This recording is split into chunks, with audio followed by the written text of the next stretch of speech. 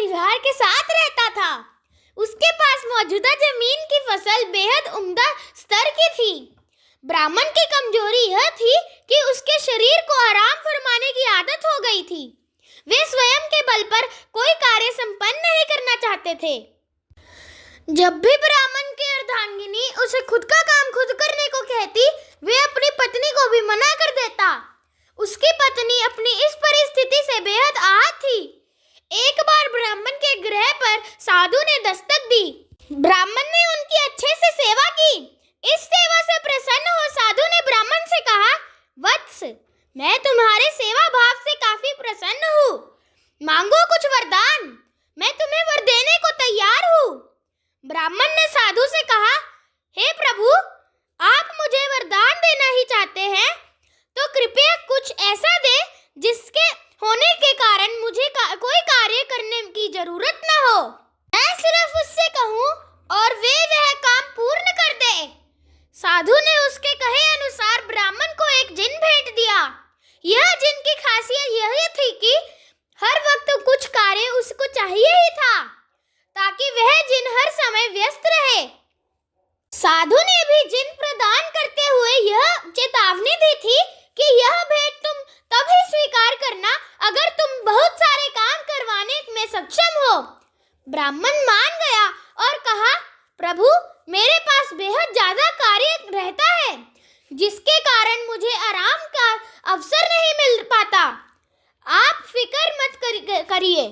ब्राह्मण को जिन रूपी उपहार देकर साधु ने प्रस्थान किया। जिन ब्राह्मण से काम मांगता और साथ ही में यह धमकी भी देता कि अगर उसे काम नहीं दिया गया तो वह ब्राह्मण को खा जाएगा।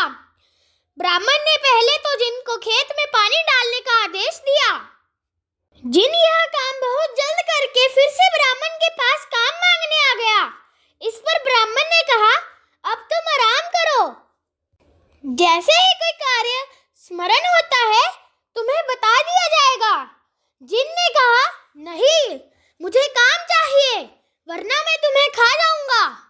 ब्राह्मण बार बार धमकी के कारण भयभीत हो गया।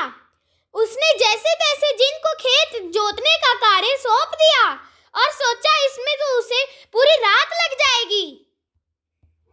परंतु जिन कुछ ही देर में खेत जोतने का काम करने के बाद फिर काम मांगने आया। इस बार ब्राह्मण काफी भय में था। उसे कुछ नहीं समझ आ रहा था कि वो क्या करे। यह अवस्था देख ब्राह्मण की पत्नी ने उसे कहा, मैं इस जिन को कार्य दे सकती हूँ।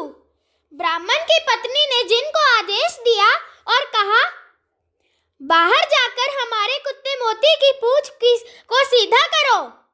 पत्नी ने ब्राह्मण से कहा, देखा, मैंने तुम्हें पहले ही कहा था कि आलस त्याग करें, परंतु आपने मेरी एक बार भी नहीं सुनी।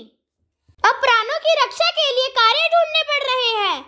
ब्राह्मण ने कहा, हाँ, तुम सही कह रही थी। अब से मैं कभी भी आलस नहीं करूंगा। अब अपने सारे काम मैं खुद स्वयं करूंगा। आलस इंसान के सबसे प्रमुख दुश्मनों में से एक है। यह इंसान को कामयाब होने से रोकता है। जय हो।